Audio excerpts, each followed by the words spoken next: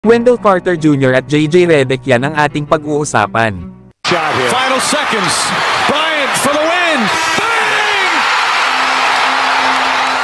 Kahapon nga mga idol, nabalita na natin itong si Wendell Carter Jr. na possible nga itong makuha ng Lakers via trade. At ito nga daw ang trade scenario na maaaring gawin ng Lakers para makuha ito sa Orlando Magic. Maaari nga daw ibigay ng Lakers si Rui Hachimura at 3 second round picks. Dalawa nga sa 2025 at isa naman sa 2027. Kaya naman kapag nakuha ito ng Lakers ay solid ang magiging partner ni Anthony Davis. Sa sentro nga pala kasi nila ilalagay itong si Wendell Carter Jr. habang si Davis ay babalik na ng power forward. Ang kagandahan kasi nito ay babalik na si Davis sa posisyon na kung saan ito ay comfortable. Na dito ay mas makakapag-focus na siya sa opensa ng kanilang kupunan.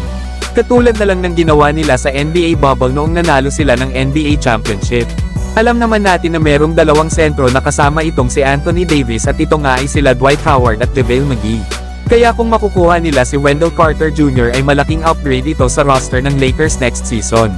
Lalo at kilala ito bilang isang mahusay na defender.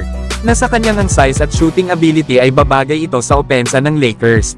Na last season nga sa Orlando Magic ay nag-average ito ng 11 points at 6 rebounds. Kaya naman walang duda na ang pagkakadagdag ni Wendell Carter Jr. ang magpapalakas lalo sa lineup ng Lakers. Samantalang JJ Redick, pinatamaan si Coach Darvin Ham sa sistema na ginagamit nito noong nasa Lakers pa ito. Para kasi kay Coach JJ Redick ay wala daw tamang set sa plano ng opensa itong si Darvin Ham. Dagdag pa ni Redick ay ito daw ang kanilang ginagawa sa ngayon sa kanilang sistema.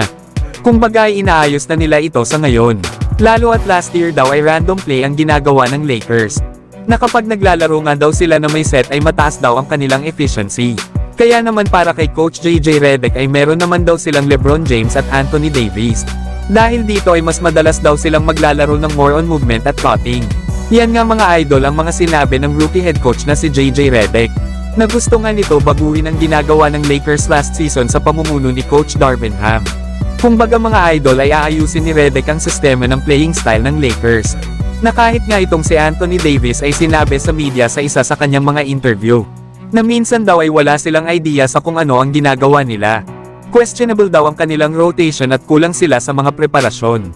Kaya asahan natin mga idol sa pamumuno ni Coach JJ Redick next season, ay lahat ng players ay magagamit na at mas consistent na ang set ng play ng Los Angeles Lakers. Pero kayo mga idol, ano ang masasabi nyo dito?